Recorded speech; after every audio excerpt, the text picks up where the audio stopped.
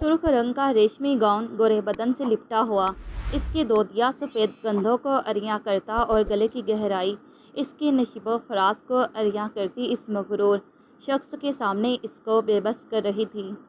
Dressing mirror के शीशे में अपने सरापे को देखते इसने घबराकर अपनी नज़रें झुका लीं। इससे पहले कि वो अपनी घबराहट पर काबू पाती, जब जहांगीर पाशा सोफे पर सिगरेट का कश होंठों से हटाकर गुराया। क्या सोच रही हो मिसिस रुदाबा जहांगीर पाशा? यूं दूर खड़े रहकर क्या तुम मुझसे अपने इस नौखेज़ हुस्न को छुपा लोगी? इधर आकर यहाँ बैठो। वो अपनी थाई पर इशारा करते बोला, जिस पर वो बेसाख्ता नफ़ी में सर हिला गई। वो सिगरेट को एश ट्रे में मसलकर इसके करीब आया। मैंने कहा था मुझे ज़िद मत दिलाया करो। अब भुगतो। इसके करीब आकर इसके कान में सरगोशी करते इसने इसकी कान की लो पर दांत गाड़ते इसे। सुबह का सूरज तुलू होते ही चारों जानिब रोशनी फैल गई थी। घड़ी की टिक टिक बजने लगी तो रुदाबा अपनी जगह से खड़ी हुई और फ़ौरन से वॉशरूम में घुस गई। इसने जल्दी जल्दी कपड़े बदले, बाल समेटे और फाइल सीने से लगाकर खुद पर परफ्यूम किया। बाहर आई तो इसकी वालिदा ने इसके लिए पराठा बना लिया था। अम्मी सॉरी, आज नाश्ता नहीं कर सकूंगी, बहुत देर हो गई है। 8:30 बज रहे हैं और मुझे 9 बजे वहाँ पहुँचना है। इसने बड़ी सी काली चादर से खुद को ढका और अपनी वालिदा को कहकर बाहर निकल आई। पीछे इसकी वालिदा आवाज़ें देती रह गई, लेकिन इसे बहुत देर हो गई थी। इसने जल्दी से बस पकड़ी और इसमें बैठ गई। दिल ज़ोर ज़ोर से धड़क रहा था। न जाने आज का इंटरव्यू कैसा होगा। वो बार बार घड़ी की तरफ नज़र दौड़ाती। ठीक 9 बजने में 10 मिनट कम पर बस ने इसे ऑफिस के सामने उतारा तो वो इस बड़े से रकबे पर फैली शीशे की ऑफिस को देखकर गहरी सांस भरती हुई अंदर दाखिल हुई। इसने शीशे के दरवाजे को धकेला। अंदर ठंडी हवा और संजीदा माहौल ने इसके असाब पर मज़ीद दबाव डाला। इसके कदम लड़खड़ा रहे थे। लड़खड़ाते हुए कदमों के साथ वो रिसेप्शन तक आई। एक्सक्यूज़ मी, यहाँ आज इंटरव्यू होना था, जॉब इंटरव्यू। इसने सवाल पूछा तो रिसेप्शन पर बैठी लड़की ने इससे नाम और मकसद पूछा, फिर एक कागज़ पर दस्तखत करवाए। ठीक है, आप वहाँ बैठ जाइए, आपका इंटरव्यू थोड़ी देर में शुरू हो जाएगा। वो गहरी सांस भरते हुए वहाँ लगी कुर्सियों पर जाकर बैठ गई, जहाँ और भी लोग अपनी किस्मत आजमाई के लिए आए थे। अब पता नहीं क्या होगा। इसके दिल में बहुत से खदशात जन्म लेने लगे। कंपनी का इंटीरियर बहुत शानदार था। बड़ी फ्रेमों में कंपनी के कारनामे लिखे हुए थे। वो सोच रही थी कि यही वो इदारा है जहां इसके वालिद साहब काम करना चाहते थे, लेकिन किस्मत ने साथ ना दिया। इसने आंखें बंद करके दिल ही दिल में दुआ की, या अल्लाह मुझे कामयाब कर देना। तभी एक मुलाजिम ने, जिसने कोट पैंट पहना हुआ था, वह इस कंपनी का ही मुलाजिम लग रहा था। इसने सबसे पहले रोदाबा को आवाज़ दी, मिस रोदाबा प्लीज़ अंदर आइए, आपका इंटरव्यू शुरू होने वाला है। रुदाबा के कदम भारी हो गए। इसने गहरी सांस भरकर अपने धड़कते हुए दिल को काबू में रखा और इस कमरे में दाखिल हुई जहां इसका इंटरव्यू होना था। वहां 3 लोग बैठे हुए थे, जिनमें एक खातून थी और एक नौजवान था जो कंप्यूटर पर कुछ लिख रहा था। अंदर दाखिल होते ही दरमियानी उम्र वाले शख्स ने रुदाबा को कुर्सी पर बैठने का इशारा किया। अपना मुकम्मल नाम और अपनी तालीमी काबिलियत बताएं। रुदाबा ने गहरी सांस भरते हुए बताना शुरू किया कि मेरा नाम रुदाबा है और मेरी मास्टर्स की डिग्री है बिज़नेस एडमिनिस्ट्रेटर में। इस कंपनी में जॉब करना मेरे वालिद साहब का ख्वाब था, इसलिए अब मैंने इनके ख्वाबों की तकमील के लिए यहाँ आना मुनासिब समझा है और अब यहाँ जॉब करना चाहती हूँ। इसकी आवाज़ भराई थी और आंखों में आंसू चमके थे। इन आंखों की चमक देखते हुए ऑफिस के कमरे में बैठे कंप्यूटर से इंटरव्यू की सारी कार्रवाई देखते हुए जहांगीर पाशा एकदम से ठहर सा गया था। रुदाबा मुराद खान, ये नाम सुनकर इसने ज़ेरे लब दोहराया और फ़ौरन से फ़ोन उठाकर कानों से लगाया। इशफाक साहब, ये जिस लड़की का आप इंटरव्यू ले रहे हैं, इसे मेरे कमरे में भेज दीजिए। इसने बगैर सोचे समझे इंटरव्यू के लिए आने वाली लड़की को अपने कमरे में बुलाने का हुक्म दिया। अशफाक साहब ने जी अच्छा कहकर फ़ोन रखा और रुदाबा की तरफ देखा। वो एकदम से हैरान रह गई जब अशफाक साहब ने इसे यहाँ से जाने का कहा। सर, कोई गलती हो गई है क्या? वो घबराई। तभी अशफाक साहब मुस्कराए। जी नहीं, आपको इस कंपनी के हेड अपने रूम में बुला रहे हैं। शायद वो आपका इंटरव्यू खुद करना चाहते हैं। ये सुनना था कि इसके पूरे वजूद में सनसनाहट दौड़ गई اور اس کی گھبراہٹ میں بے پناہ اضافہ ہوا۔ اپنی گھبراہٹ پر قابو پاتے ہوئے وہ وہاں سے جہانگیر پاشا کے کمرے کی طرف آئی۔ اس کے ساتھ جہانگیر پاشا کی سیکرٹری ساتھ ساتھ ہی چل رہی تھی، جس نے اسے لے کر جہانگیر پاشا کے کمرے تک گائیڈ کیا۔ اس نے وہاں اپنی تیز ہوتی سانسوں کو قابو میں رکھنے کی کوشش کی، اپنے سر سے سرک جانے والی چادر کو اپنے سر پر جماتے ہوئے دروازہ نوک کیا۔ "میں آئی کم ان سر؟" "جی شور۔" جہانگیر پاشا سربراہی کرسی پر بیٹھ کر اسے یہاں سے وہاں گھما رہا تھا، ایک دم سے اپنی جگہ ٹھہر سا گیا۔ دروازہ کھول کر وہ اندر داخل ہوئی تو جہانگیر پاشا کی نظریں اس کے چہرے پر جیسے جم سی گئیں۔ وہی آنکھیں، وہی ناک۔ وہ اچھی طرح جان گیا تھا کہ رودابہ مراد خان کون ہے اور یہاں اس وقت وہ آفس میں کیا کر رہی ہے۔ "بیٹھیں، تشریف رکھیے۔" اس نے رودابہ کو بیٹھنے کا کہا تو وہ کانپتے ہوئے وہاں اس کے سامنے بیٹھ گئی اور اپنی انگلیاں مروڑنے لگی۔ "جی تو آپ کے والد صاحب یہاں جاب کیوں کرنا چاہتے تھے؟" اس نے وہی سوال کیا جو سوال اسے کام کا لگا تھا۔ اس کمپنی میں کام کرنا بس ان کا خواب تھا۔ وجہ تو میں نے کبھی نہیں پوچھی، بس ایسے ہی شاید۔ وہ گھبرا گئی۔ جہانگیر پاشا مسکرایا۔ "ٹھیک ہے، آپ کل سے جوائن کر سکتی ہیں۔" یہ سننا تھا کہ رودابہ اپنی جگہ ٹھہر سی گئی۔ اسے لگا کہ اسے سننے میں غلطی ہوئی ہے۔ "جی سر۔" اس نے ایک بار پھر سے تصدیق کرنی چاہی۔ "آپ نے بالکل ٹھیک سنا ہے، آپ نے کچھ بھی غلط نہیں سنا۔ میں کہہ رہا ہوں کہ آپ کل سے یہاں جوائن کر سکتی ہیں۔ بس آپ اپنی فائل یہاں پہنچا دیں، بلکہ میں خود ہی منگوا لیتا ہوں۔ اب آپ جا سکتی ہیں۔ اور ہاں، جاتے جاتے سیکرٹری سے لیٹر بھی لیتی جائیں۔"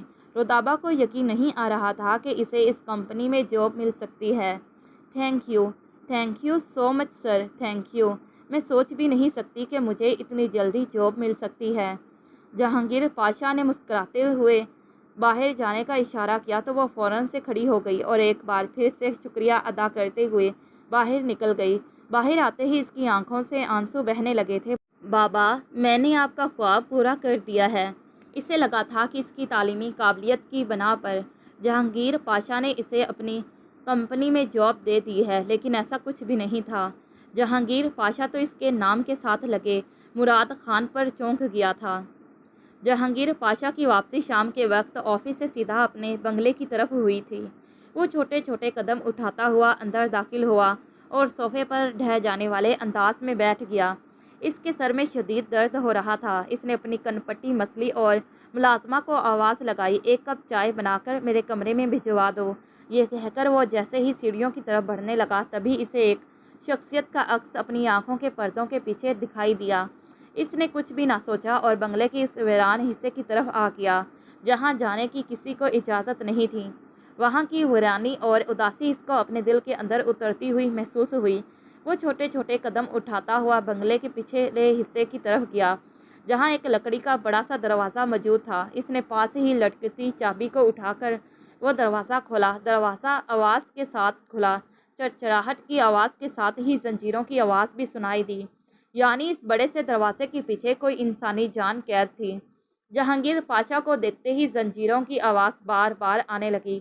جہانگیر ابھی تک باہر کمرے کی دہلیز پر ہی موجود تھا۔ اس نے گہرا سانس بھرا اور اندر داخل ہوا۔ سامنے کا منظر بھیانک تھا۔ اس کی اپنی سگی پھوپھو زنجیروں میں قید، کھچڑی بال، گندا لباس، کھانے کا ڈھیر جگہ جگہ پھیلا کر اسے دیکھتے ہی مسکرائی تھی۔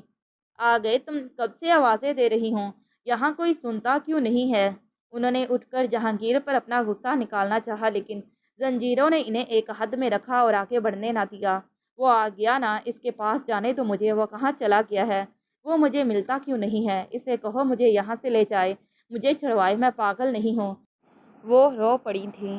جہانگیر جب بھی یہاں آتا تو اسی طرح اس کا دل ایک دم سے بوجھل ہو جاتا، اور آج تو صبح آفس میں انٹرویو کے بعد سے اس کے دل پر ایک بھاری بوجھ تھا جسے اتارنے کے لیے وہ یہاں چلا آیا تھا۔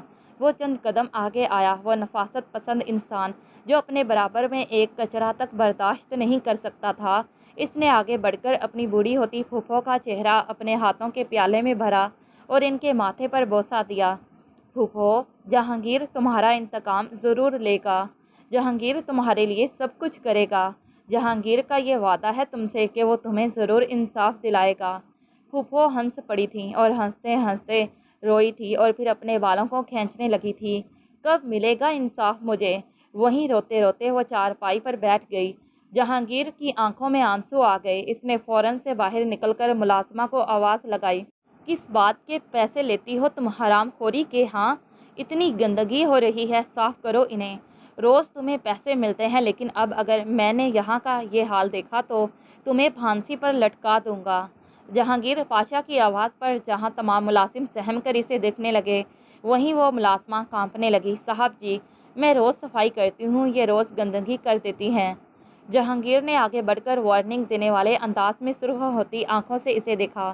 چاہے یہ گندگی کریں یا نہ کریں، تمہارا کام صفائی کرنا ہے، تم اپنا کام کرو، مجھے نہ سکھاؤ، سمجھ آئی تمہیں؟ اس نے فوراً سے اسے ڈانٹ کر اندر جانے کا اشارہ کیا تو ملازمہ جلدی جلدی صفائی کرنے لگی۔ وہ تیزی سے حویلی کے بنگلے کے اندرونی حصے کی طرف آیا، لیکن پیچھے زنجیروں کی جھنکار اور پھپھوں کی آواز اس کے کانوں میں مسلسل گونجتی رہی تھی۔ وہ تھک ہار کر اندر اپنے کمرے میں آیا۔ فریش ہو کر اس نے چائے کا کپ اٹھایا جو ابھی تک گرم تھا۔ اس نے کپ لبوں سے لگایا اور اپنے اندر ایک سکون سا اترتا ہوا محسوس کیا۔ تبھی اس نے فون نکالا اور اپنے سیکرٹری کو کال ملائی۔ وہ سیکرٹری اس کا خفیہ سیکرٹری تھا۔ اسے جب کسی کے بارے میں معلومات نکلوانی ہوتی یا کوئی کام کروانا ہوتا یا کوئی بزنس ڈیلنگ کے پیچھے چھپے راز معلوم کرنے ہوتے تو وہ اسے ہی کام دیا کرتا۔ اس نے فون کان سے لگاتے ہی اپنی سیکرٹری نعیم کو کہا تھا کہ میں تمہیں ایک تصویر بھیج رہا ہوں، اس تصویر سے متعلق ساری معلومات مجھے پہنچا دو۔ A to Z ہر معلومات مجھے چاہیے، اگر ذرا برابر بھی کوئی کمی ہوئی تو پھر میں تمہیں دیکھ لوں گا۔ نعیم نے جی اچھا کہہ کر فون کاٹ دیا تھا اور اگلے 2 گھنٹوں کے اندر اندر اس کے پاس رودابہ مراد خان کی ساری تفصیل موجود تھی۔ رودابہ مراد خان اپنے والدین کی اکلوتی اولاد ہے۔ اس کے والد صاحب بستر میں ہیں، معذور ہو گئے ہیں۔ گھر کا خرچہ چلانے کے لیے وہ جاب کرنے کے لیے آئی تھی۔ اس کی والدہ گھریلو خاتون ہیں۔ ان کا تعلق اپنے آبائی گاؤں سوات سے ہے۔ وہ سوات کے رہنے والے ہیں، لیکن پھر روزی روٹی کے چکر میں یہاں کراچی آ گئے ہیں۔ 10 سال پہلے مراد صاحب سوات میں ایک ٹور گائیڈ کے طور پر کام کرتے تھے، لیکن وہاں پر دھندا نہ ہونے کی وجہ سے انہیں یہاں کراچی آنا پڑا۔ جہانگیر نے قرب سے اپنی آنکھیں میچ لی تھی۔ اسے اپنے والد صاحب کے آنے کا انتظار تھا۔ وہ انہیں ساری تفصیل بتانا چاہتا تھا۔ وہ بزنس میٹنگ کے سلسلے میں لندن گئے ہوئے تھے۔ چائے پینے کے بعد اس نے چھت کی طرف قدم بڑھائے تھے، جہاں اس کی بیجان ٹہل رہی تھیں۔ یہ ان کی عادت تھی کہ وہ شام کے وقت چھت پر چہل قدمی کیا کرتی تھیں۔ انہوں نے جہانگیر کو وہاں آتے دیکھا تو فوراً سے اپنے پاس بلایا۔ کب آئے ہو بیٹا؟ مجھے تو کسی نے بتایا ہی نہیں۔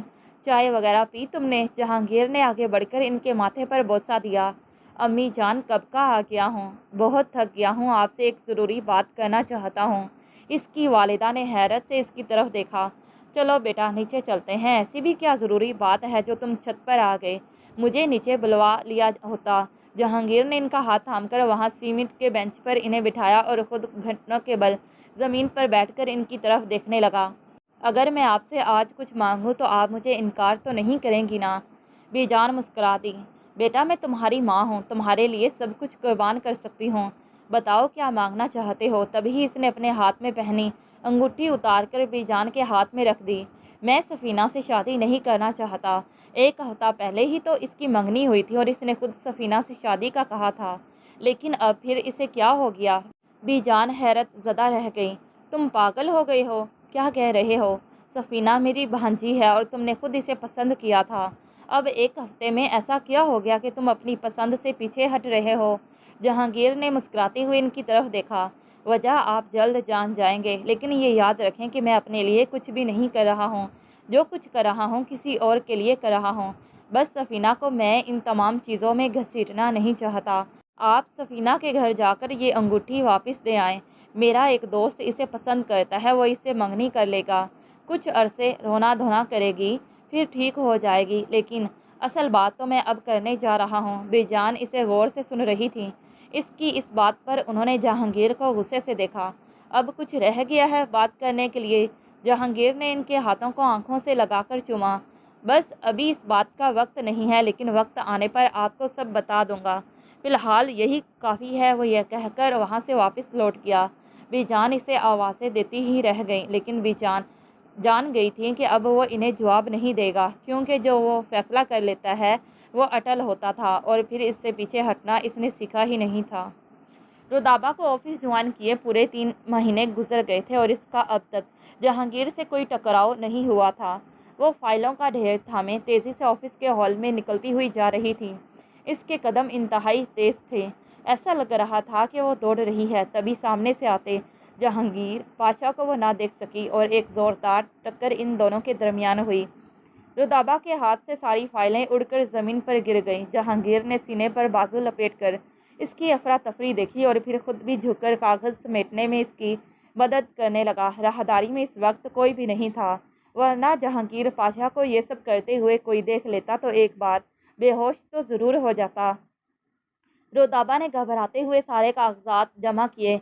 I am sorry sir, I am really sorry, मैं आपको देख ही नहीं सकी। जहांगीर पाशा ने अपने हाथ में मौजूद तमाम कागजात को इकट्ठा करते हुए इसकी तरफ बढ़ाया। एहतियात किया करें, ऑफिस चलने की जगह है, रेस कोर्ट नहीं है जहां आप फाइलें लेकर यहाँ से वहाँ दौड़ लगाती जाएं। रुदाबा के चेहरे का रंग उड़ गया, इसका चेहरा झुक गया। वाह, कितना खूबसूरत मंजर है। तभी जहांगीर की नज़र राहदारी के कोने पर पड़ी तो वहाँ हिल की टिक टिक में खूबसूरत सा लिबास जेबतन किए हुए एक अदा से चलती हुई सफ़ीना अंदर दाखिल हुई थी। ये क्या देख रही हूँ? कल मुझसे मंगनी तोड़ ली और आज इस लड़की के साथ टकराव के बहाने चल रहे हैं। तुम तो इस तरह लड़कियाँ बदलते हो जिस तरह लिबास बदला जाता है। कल मुझसे मंगनी तोड़ दी और आज इससे इश्क लड़ाया जा रहा है। क्या खूब मंजर है। सफ़ीना तालियां बजाते हुए अंदर दाखिल हुई तो रुदाबा के पूरे जिस्म में सनसनी सी दौड़ गई। इसके दिल की धड़कन तेज़ हो गई और इसने अपना सर बेसख्ता झुका लिया। इसे यकीन नहीं आ रहा था कि सामने खड़ी लड़की इसका महज जहांगीर से टकराव की वजह से इतना बड़ा इल्ज़ाम इस पर लगाएगी। इसकी आंखों में आंसू चमकने लगे। इसने अपने सर पर सिरकने वाली चादर को दोबारा जमाया तो जहांगीर ने यह मंजर बागौर देखा। एक लम्हे के लिए इसके दिल ने दुहाई दी कि इस लड़की को तकलीफ़ पहुंचाना बहुत मुश्किल है, लेकिन फिर इसने सर झटकर सामने खड़ी सफ़ीना को देखा। रुदाबा, आप जाएं यहाँ से।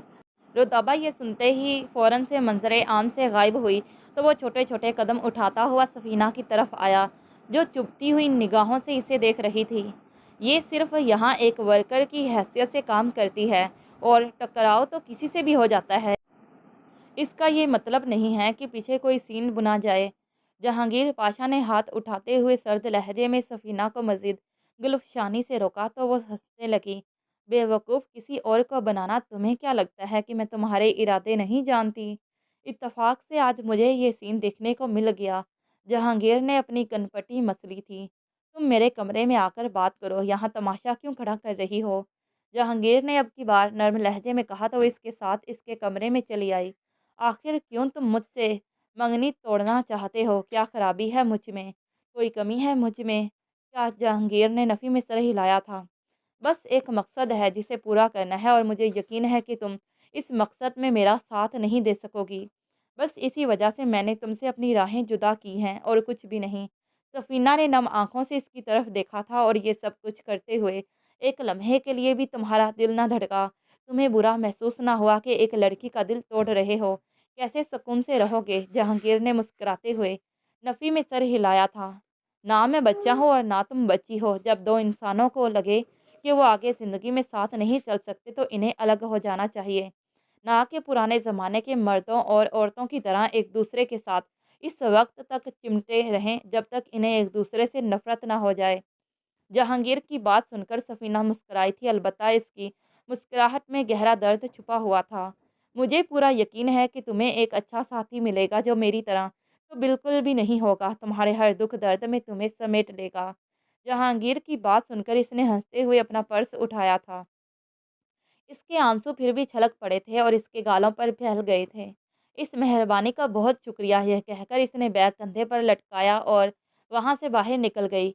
जहांगीर ने एक गहरी सांस भरते हुए अफसोसनमा अंदाज में अपना सर सीट की पुश्त से टिकाया और दोनों उंगलियों को बाहम जोड़े यहाँ से वहाँ कुर्सी को घुमाने लगा। जब कभी वो नर्वस होता या घबराहट का शिकार होता तो यही क्या करता था। इसकी नज़र जब पेपर वेट के नीचे रखे पेपर पर पड़ी तो वो फ़ौरन से सीधा हो बैठा और जैसे ही इसकी नज़र इस पर लिखी तहरीर पर पड़ी तो इसके होश उड़ गए। इसने फ़ौरन से सेक्रेटरी को फ़ोन किया, मिस रुदाबा को अंदर मेरे ऑफिस में भेज दीजिए। ये सुनना था कि थोड़ी देर बाद दरवाजे पर दस्तक हुई। रुदाबा अंदर दाखिल हुई। मिस रुदाबा, آپ منگنی شدہ ہیں؟ جی، میری منگنی ہو گئی ہے، 5 سال ہو گئے ہیں، اب شادی کی بات چلی ہے، اسی سلسلے میں نے آپ سے لون کی درخواست کی تھی۔ ٹھیک ہے، میں آپ کی اپلیکیشن اپروو کر رہا ہوں، آپ کو لون مل جائے گا۔ کتنا لون چاہیے آپ کو؟ رتابہ گھبرا گئی، اس نے اپنے خشک ہونٹوں پر زبان پھیر کر اس کی طرف دیکھا۔ سر، جتنا آپ دے سکتے ہیں۔ ویسے میری شادی دھوم دھام سے نہیں ہو سکتی، والد صاحب بیمار ہیں، بس سادگی سے ہی ہوگی، لیکن جہیز کے لیے سامان چاہیے ہوگا، میں جاب جاری رکھوں گی، شادی کے بعد اور آہستہ آہستہ کر کے آپ کو سب لوٹا دوں گی۔ میرے سسرال والوں نے اجازت دے دی ہے۔ جہانگیر پاشا کے چہرے پر طنزیہ مسکراہٹ بکھر گئی تھی، یعنی ماں باپ کو بھی کھلاؤ گی کما کر اور اب سسرال والوں کو بھی؟ رودابہ کے چہرے کی رنگت اڑ گئی تھی، اسے اس کا یہ جملہ اپنی اس نفس پامال کرتا ہوا سنائی دیا تھا۔ اٹس اوکے، چھوڑ دیجئے، آپ، مجھے لون نہیں چاہیے۔ یہ کہہ کر وہ کمرے سے نکل گئی تھی۔ جہانگیر پاشا ہنسنے لگا۔ ابھی تو صرف شروعات ہے، آگے آگے دیکھیے رتابہ بی بی، ہوتا ہے کیا؟ اس نے اپنے اکاؤنٹس مینیجر کو فون کیا تھا اور پھر ضروری ہدایات دینے کے بعد اسے کہا تھا کہ یہ رقم آج ہی رتابہ میم کے اکاؤنٹ میں شفٹ ہو جانی چاہیے، اور ہاں، آفس میں کسی کو اس بات کی خبر نہیں جانی چاہیے۔ اس کے آفس کا اصول تھا کہ 5 مہینے مکمل ہونے کے بعد ہی لون اپروو کیا جاتا تھا، اور اسے تو ابھی صرف 3 مہینے ہی ہوئے تھے۔ اس پر یہ خاص مہربانی کیوں تھی؟ اس کے پیچھے جو ایک بڑا راز تھا، اور اس نے اس مہربانی کو چھپانے کا اسی لیے کہا تھا کہ ہر کوئی لون کی درخواست دینا نہ شروع کر دے۔ دوسرا کام اس نے نائن کو فون کرنے کا کیا تھا۔ تم نے مجھے غلط معلومات پہنچائی، وہ منگنی شدہ تھی۔ وہ اس پر برس پڑا اور آفس کی راہداری سے گزرتے ہوئے اس پر چلانے لگا۔ اسے چلاتے ہوئے وہاں موجود تمام ورکرز نے دیکھا۔ رتابہ بھی اس کا یہ چہرہ دیکھ کر حیران رہ گئی۔ ابھی تک اس نے جہانگیر شاہ کو ایک انتہائی نرم مزاج اور پولائٹ انسان پایا تھا، اور آج وہ اسے غصے میں دیکھ رہی تھی۔ دوسری طرف نہ جانے فون پر کیا کہا کیا تھا کہ جہانگیر نے غصے میں رتابہ کے کیبن سے گزرتے ہوئے پاس رکھا شیشے کا گلاس اٹھا کر زور سے زمین پر دے مارا، جس پر رتابہ کی چیخیں بلند ہوئی تھیں۔ جہانگیر پاشا نے فوراً سے فون کان سے ہٹایا تھا اور سوالیہ نگاہیں اٹھا کر اس کی طرف دیکھا تھا۔ اس نے اپنے منہ پر ہاتھ رکھ کر نفی میں سر ہلایا تو جہانگیر پاشا سر جھٹک کر آگے بڑھ گیا۔ اس سے پہلی بار اس انسان سے خوف محسوس ہوا تھا، لیکن وہ نہیں جانتی تھی کہ یہ انسان اب اس کی زندگی کا مستقل حصہ بننے والا ہے۔ رتابہ لیو پر تھی، اس کی شادی طے ہو گئی تھی، اور آج وہ دن تھا جب اس کی بارات تھی۔ وہ دلہن بنی بہت پیاری لگ رہی تھی۔ اس نے مہرون رنگ کا لہنگا پہنا ہوا تھا اور اس پر سنہری دوپٹہ اس کی رنگت کو خوب چمکا رہا تھا۔ وہ ہال میں پہنچا دی گئی، لیکن بارات ابھی تک نہیں آئی تھی۔ اس نے اپنے باس کو بھی دعوت دی تھی، اسے یقین تو نہیں تھا کہ وہ آئیں گے، لیکن کافی دیر گزرنے کے بعد جب اس نے پریشانی کے عالم میں ہال کے بیرونی دروازے کی طرف دیکھا تو اپنی جگہ ٹھہر سی گئی۔ سامنے سے جہانگیر پاشا پینٹ کوٹ میں ملبوس، جیب میں ہاتھ ڈالے آتا ہوا دکھائی دیا۔ اس کے خوبصورت وجیہہ چہرے پر گلاسز جمے ہوئے تھے۔ آتے ساتھ ہی اس نے اپنے ملازم کے ہاتھ میں پکڑا تحفہ اسے تھمایا تو وہ مسکرا بھی نہ سکی۔ وہ جا کر مہمانوں میں بیٹھ گیا۔ رتابہ کو یقین ہی نہیں ہو رہا تھا کہ اس کے اپنے باس اس کی شادی میں موجود ہیں۔ کافی وقت گزرنے کے بعد بھی جب بارات نہ آئی تو اس نے اشارے سے اپنی ماں کو اپنے پاس بلایا۔ امی، یہ کیا ہو رہا ہے؟ اسود کہاں رہ گیا ہے؟ آیا کیوں نہیں ہے؟ وہ رو پڑی تھی۔ اب تو تمام مہمان بھی آپس میں گفتگو کرنے لگے تھے، تبھی ایک بچہ دوڑتے ہوئے آیا اور چلاتے ہوئے اس نے جو کچھ کہا تھا اس نے رتابہ کے پیروں تلے سے زمین کھینچ لی۔ بارات نہیں آئے گی، بارات نہیں آئے گی، شادی ٹوٹ گئی ہے۔ جہانگیر پاشا نے جب یہ سنا تو افسوس سے سامنے بیٹھی رتابہ کو دیکھا، جو سر جھکائے آنسو بہانے میں مصروف تھی۔ اس کے والد صاحب وہیل چیئر کھسکاتے ہوئے اپنی بیٹی کے پاس آئے، لیکن اب سب کچھ برباد ہو چکا تھا۔ کون بیاہے گا میری بیٹی کو؟ اس کی والدہ رونے لگی۔ تمام مہمان آگے آئے تو جہانگیر نے اپنے ملازم کو اشارہ کیا۔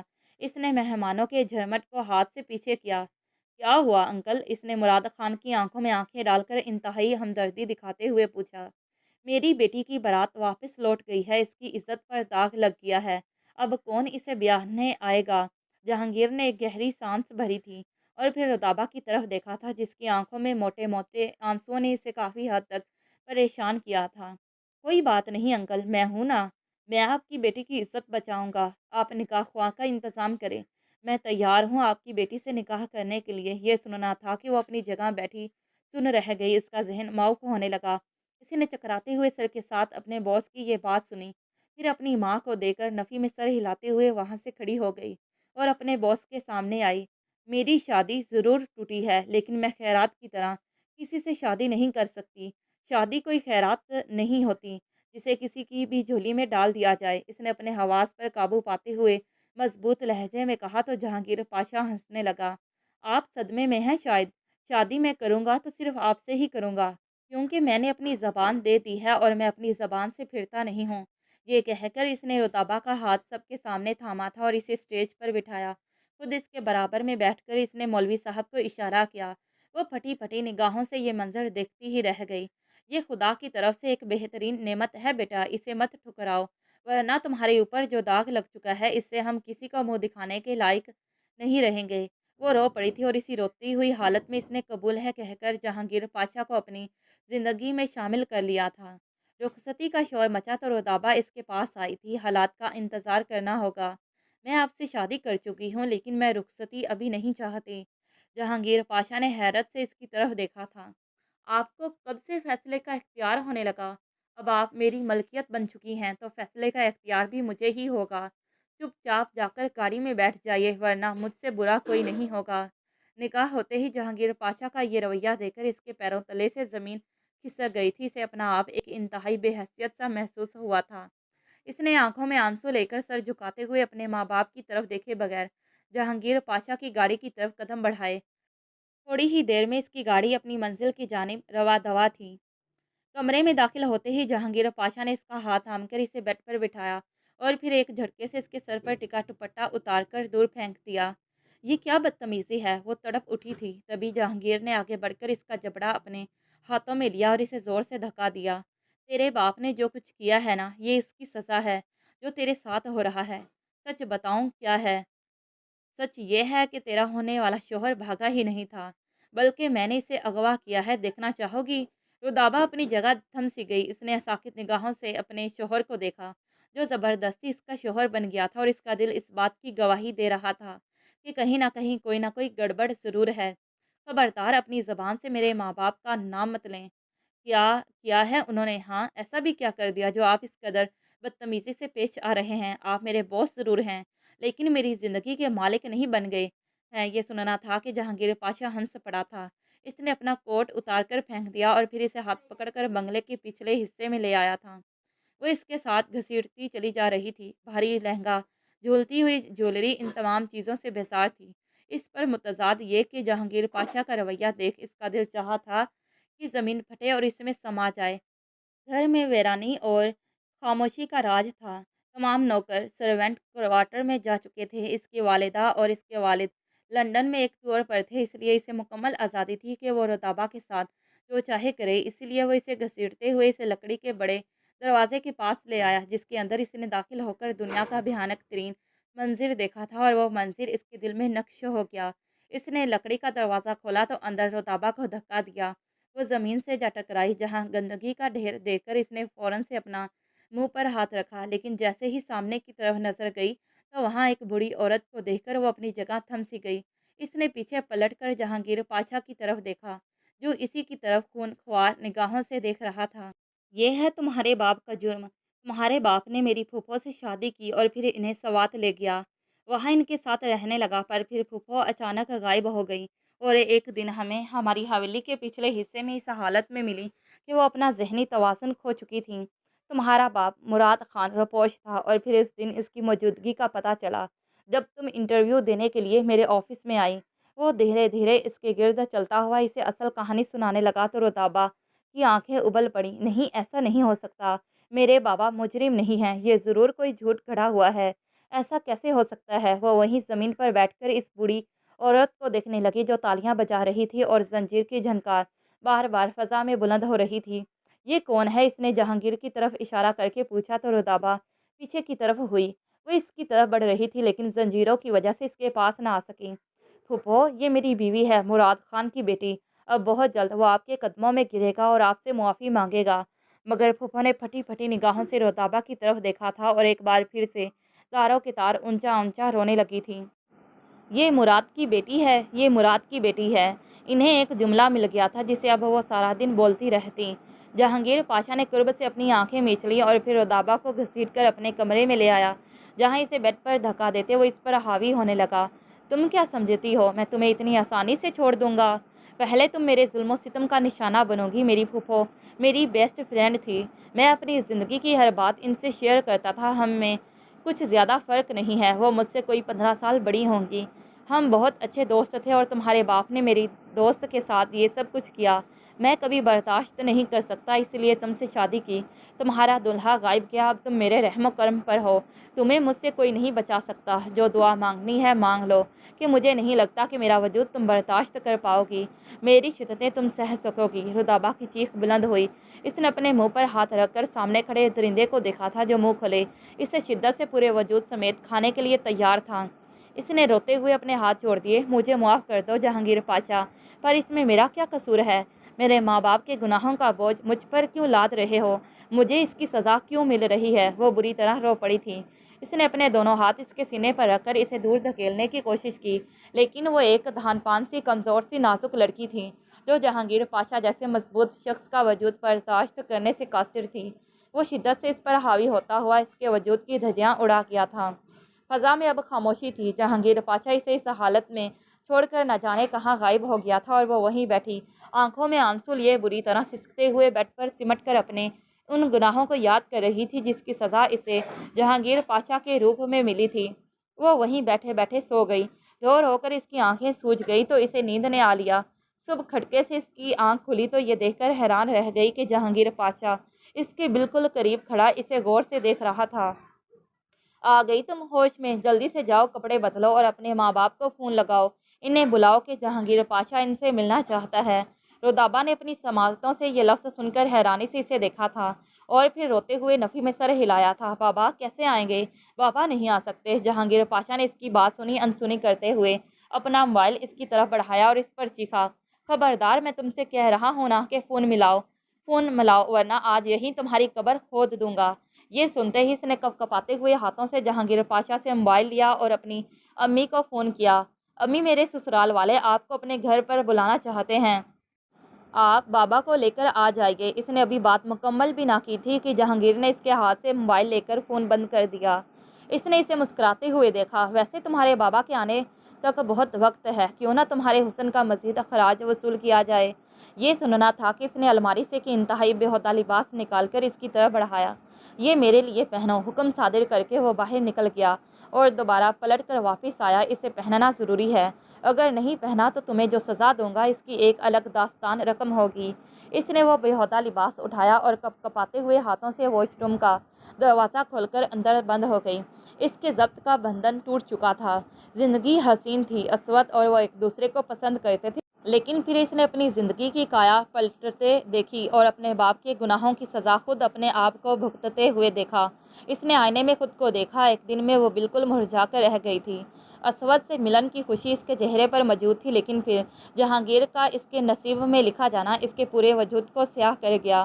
سرخ رنگ کا ریشمی گاؤن گورے بدن سے لپٹا ہوا اس کے دودیا سفید کندھوں کو عریاں کرتا اور گلے کی گہرائی اس کے نشیب و فراز کو عریاں کر رہا تھا۔ اس نے یہ بےہودہ لباس زیب تن کیا تو اسے خود سے شرم آ گئی۔ باہر نکل کر اس نے آئینے کے سامنے خود کو دیکھا تو اپنے عریاں وجود کو یوں آئینے کے سامنے ایک بار پھر سے دیکھ کر اس کا دل چاہا تھا کہ زمین پھٹے اور وہ اس میں سما جائے۔ اس نے فوراً سے دوپٹے کی تلاش میں ادھر ادھر نظر دوڑائی اور یہ دیکھ کر حیران رہ گئی کہ جہانگیر پاشا انتہائی خاموشی سے کمرے میں صوفے پر بیٹھا سگریٹ سلگائے اسے دیکھ رہا تھا۔ اپنا حسن چھپا کر کیا کرو گی؟ میں تو ویسے ہی اس کا لطف لے چکا ہوں۔ اس نے گہری نظروں سے اس کے وجود کو دیکھا جو اس کے دل میں اتر رہا تھا۔ ادھر آؤ میرے پاس۔ اس نے ایک اور آرڈر جاری کیا، لیکن وہ نفی میں سر ہلاتے ہوئے رونے لگی۔ تمہیں کیا لگتا ہے کہ میں تمہارے پاس نہیں آ سکتا؟ اور وہ بھاری قدموں سے چلتا ہوا اس کی طرف بڑھا اور پھر اس کے قریب آ کر اس کے کان میں سرگوشی کرتے اس نے اس کی کان کی لو پر دانت گاڑتے اسے کہنے پر مجبور کر دیا، اور اس سے پہلے کہ وہ اس کے عریاں بدن کا لطف اٹھاتا اور اس کے وجود کو اپنی قربت سے جھلساتا، جب دروازے پر دستک ہوئی تھی۔ جہانگیر پاشا نے اسے دور ہو جانے کا کہا۔ وہ دروازے کے پیچھے چھپ گئی۔ دروازے پر ملازمہ تھی، نیچے بی بی صاحبہ کے ماں باپ آئے ہیں۔ اس نے اشارے سے اسے کپڑے بدلنے کا کہا اور خود نیچے چلا گیا۔ وہ وہیں زمین پر بیٹھ کر اپنا چہرہ اپنے ہاتھوں میں چھپائے بری طرح رو پڑی۔ اس کی ہچکیاں بند گئی تھیں۔ اس کے بابا یہاں کیسے آئے ہوں گے؟ یہ سوچ اسے مار دینے کے مترادف تھے۔ اس نے دوبارہ سے کپڑے بدلے۔ اسے زندگی کسی ایسے کھیل کے مانند لگ رہی تھی جس نے اس کے پورے وجود کو نچوڑ دیا تھا۔ وہ جیسے ہی ہال میں آئی تو وہاں کا منظر دیکھ کر حیران رہ گئی۔ پھوپھو بالکل صاف ستھری بیٹھی تھی اور ان کی زنجیریں بھی اب ان کے پیروں میں نہیں تھیں۔ اس نے اپنے بابا کی طرف دیکھا تھا، وہ ساکت نگاہوں سے پھوپھو کی طرف دیکھ رہے تھے۔ نگین تم یہاں کیسے؟ انہوں نے پھوپھو کی طرف دیکھ کر ویل چیئر بڑھائی تو جہانگیر پاشا اپنی جگہ کھڑا رہ گیا۔ وہ تو انہیں مجرم سمجھ رہا تھا، لیکن انہیں پھوپھو کیا ملی؟ جیسے پوری دنیا مل گئی۔ رودابا کی والدہ بھی مسکرائی تھیں۔ داماد صاحب، ہمیں نہیں پتا تھا کہ آپ ہمیں اتنا بڑا تحفہ دیں گے۔ ہماری سوتن صاحبہ ہمیں مل گئی، اس سے زیادہ ہمیں اور کیا خوشی مل سکتی ہے؟ ان کا جواب سن کر وہ اپنی جگہ پتھر کا ہو گیا۔ پھوپھو کی بھی یادداشت جیسے ایک دم سے واپس آ گئی اور مراد خان صاحب سے ملنے کے بعد وہ یکسر بدل گئی۔ ایسا لگتا تھا کہ جیسے ان کا علاج مراد خان صاحب ہی تھے۔ رودابا نے روتی ہوئی نگاہوں سے جہانگیر کی طرف دیکھا، جیسے جتا رہی ہو کہ جسے مجرم سمجھا وہی محرم نکلا ہے۔ جہانگیر کے چہرے پر پورا خون سمٹ آیا۔ اسے اندازہ نہیں تھا کہ یہ سب سچ بھی ہو سکتا ہے۔ جھوٹ مت بولیں، آپ اپنے جھوٹ کو چھپانے کے لیے آپ یہ سب ڈرامہ کر رہے ہیں۔ پھوپھو، آپ بتاتی کیوں نہیں کہ یہی آپ کے مجرم ہیں؟ انہوں نے ہی آپ سے شادی کر کے پھر آپ کو ہمارے بنگلے کے باہر اس حالت میں پھینکا تھا۔ پھوپھو نے نفی میں سر ہلایا تھا۔ میں مراد خان کے انتظار میں تھی کہ خدا مجھے اس سے ضرور ملائے گا۔ مراد خان نے کبھی مجھے نہیں مارا، بلکہ جو حقیقت ہے اس کو سن کر تم اپنی جگہ پتھر ہو جاؤ گے۔ جہانگیر وہی صوفے پر بیٹھ گیا۔ مراد خان نے ناسمجھی سے ان کی طرف دیکھا۔ مجھے اس حالت میں پہنچانے والا کوئی اور نہیں بلکہ اس گھر کا سربراہ ہے اور تمہارا باپ ہے۔ میں نے مراد سے پسند کی شادی کی تھی، تم سے جھوٹ بولا گیا اور مجھے قید میں رکھا گیا۔ تم سے کہا جاتا رہا کہ میرا علاج کیا کیا ہے، لیکن یہ غلط تھا۔ مجھے پاگل کرنے کے لیے دوائیاں دی جاتی تھیں۔ مجھے آہستہ آہستہ سمجھ میں آنے لگا تو میں نے وہ دوائیاں پھینک دی اور اپنی بقا کے لیے میں نے ایسا ظاہر کرنا شروع کیا کہ میں پاگل ہو چکی ہوں۔ لیکن یہ سچ نہیں تھا۔ سچ تو یہ تھا کہ مجھے اپنے اللہ سے امید تھی، وہ مراد خان کو ضرور مجھ سے ملوائے گا۔ اور آج دیکھو اس نے کیسا راستہ بنایا ہے کہ مراد میرے سامنے ہے۔ یہ بات بھی مجھے معلوم تھی کہ میرے بعد مراد نے دوسری شادی کی ہے، اس کا حق تھا، لیکن مجھے اس بات پر بھی یقین تھا کہ وہ مجھے کبھی بھلا ہی نہیں ہے، اور آج اس کی یہ حالت میری جدائی میں ہی ہوئی ہے۔ رودابا کی آنکھوں میں آنسو آ گئے تھے۔ اس نے منہ پر ہاتھ رکھ کر روتے ہوئے کمرے کی طرف قدم بڑھا دیے تھے۔ جہانگیر ان تینوں کو وہیں چھوڑ کر پیچھے کمرے میں آیا۔ وہ کسی مجرموں کی طرح سر جھکائے کھڑا تھا۔ رودابا نے اپنا واحد بیگ جو وہ اپنے ساتھ لائی تھی اٹھایا اور اس میں اپنا ضروری سامان ڈال کر باہر کی طرف قدم بڑھائے۔ کہاں جا رہی ہو تم؟ یہاں سے کہیں نہیں جا سکتی۔ رودابا نے نم آنکھوں سے اس کی طرف دیکھا۔ وہ چند قدم آگے آئی اور ایک زوردار تھپڑ اس کے منہ پر مارتے کہا، بغیر تحقیق کے کسی کی زندگی برباد کرنے میں آپ اول نمبر پر ہیں، لیکن اپنی غلطی ماننے پر آپ آج بھی صفر پر ہیں۔ کیا آپ کو ذرا برابر بھی شرم نہ آئی میری زندگی برباد کرتے ہوئے، میرے ساتھ یہ گھناؤنا کھیل کھیلتے ہوئے؟ اب میں آپ کے ساتھ ہرگز نہیں رہوں گی۔ میں یہاں سے جا رہی ہوں۔ مجھے آپ کے ساتھ رہنا ہی نہیں ہے۔ یہ رشتہ جلد ختم ہو جائے گا، آپ مجھے مت روکیے گا۔ جہانگیر وہی کھڑا اسے دور جاتے دیکھتا رہ گیا۔ وہ اس کی زندگی میں آ کر چلی بھی گئی۔ 1 مہینہ ہو گیا تھا اس نے پلٹ کر نہ اس کے بارے میں معلوم کیا اور نہ رودابا نے اس سے کوئی رابطہ کیا۔ زندگی ایک جگہ جیسے ٹھہر سی گئی اور اس ٹھہراؤ میں جہانگیر پاشا کو اندازہ ہوا کہ اس کی زندگی میں رودابا کی شدید کمی ہے۔ اسے اپنے کیے پر ندامت تھی۔ نگین پھوپھو کا باقاعدہ علاج ہوا تھا اور وہ مراد خان کے پاس پہنچ گئی تھی۔ اس کے بابا نے اپنے گناہ کا اعتراف کر لیا تھا اور نگین پھوپھو سے معافی مانگ لی تھی۔ پھوپھو نے اپنے بھائی سے کوئی تعلق دوبارہ نہ رکھا تھا۔ انہوں نے صرف جائیداد کے لیے یہ سب کیا تھا تاکہ ان کی جائیداد باہر نہ جائے، انہیں بہن کا حصہ نہ دینا پڑے۔ جہانگیر پاشا نے خود کو ایک کمرے تک محدود کر لیا تھا۔ اس نے ملنا جلنا بند کر دیا، آفس لاس میں جانے لگا۔ بے جان ساری حقیقت جان گئی تھی۔ وہ اس کے کمرے میں آئی، وہ سگریٹ پر سگریٹ سلگانے لگا۔ کب تک یوں ہی چلتا رہے گا؟ تم رودابا سے رابطہ کرو، اسے ڈھونڈو، اسے اپنی زندگی کا حصہ بناؤ، اس سے معافی مانگو، سب کچھ بہتر ہو جائے گا۔ تب جہانگیر پاشا کو ہوش آیا کہ اس نے رودابا سے معافی مانگی ہی نہیں تھی۔ اگر وہ معافی مانگ لیتا تو شاید وہ اس سے راضی ہو جاتی۔ ایک بار پھر اس نے نعیم سے رابطہ کیا۔ پورے 2 مہینے ہو گئے تھے لیکن رودابا کا کچھ پتہ نہیں تھا۔ تبھی ایک روز آفس سے گھر واپس آتے ہوئے اس کی گاڑی کا ٹکراؤ ایک نوجوان لڑکی سے ہوا جو عبائی میں ملبوس تھی اور جس کے چہرے پر نقاب تھا۔ گاڑی کی ٹکر لگنے پر نقاب اتر گیا اور وہ بری طرح سڑک پر گر گئی۔ جہانگیر پاشا نے کچھ بھی نہ سوچا۔ اس نوجوان لڑکی نے جلدی سے اپنے چہرے پر نقاب چڑھا لیا، لیکن جہانگیر پاشا نے اسے ہسپتال پہنچایا۔ جب ڈاکٹر نے اس لڑکی سے بات کی تب اسے اندازہ ہوا کہ وہ لڑکی کوئی اور نہیں بلکہ رودابا ہے۔ تم तुम मुझे यूँ मिल सकती हो अचानक, मैंने कभी नहीं सोचा था। इसने अस्पताल में सबके सामने अपने हाथ जोड़े और ज़ारों की तार रोने लगा। रुताबा अपनी जगह थम सी गई। इसे तो लगा था कि इसका शौहर इसे भूल चुका होगा और जल्द तलाक के कागजात भिजवाएगा। मैं बहुत शर्मिंदा हूँ। मैंने तुम्हारी ज़िंदगी बर्बाद की, तुम्हारी खुशियों को मैं निगल किया, लेकिन मैं तुम्हारे बगैर नहीं रह सकता। तुम्हारे जाने के बाद एक दिन भी सुकून का नहीं गुजरा है मेरा। इसकी आंखों में मौजूद नदामत को वो अच्छी तरह जान गई थी। मैं जानता हूँ कि ये फैसला भी मैं तुम पर मुसल्लत कर रहा हूँ कि वापस आ जाओ, पर इस बार ये सब कुछ तुम पर है। तुम मुझे या तो सूली पर लटका दो या हमेशा हमेशा के लिए खुद से दूर कर दो। मुझे तुम्हारा हर फैसला मंजूर होगा। अगर तुम तलाक लेना चाहती हो, मैं तुम्हें तलाक देने के लिए भी तैयार हूँ। रुताबा की निगाहें झुक गई थी। अब तलाक की ज़रूरत नहीं है। वो हैरत से इसकी तरफ देखने लगा। मैं उम्मीद से हूँ।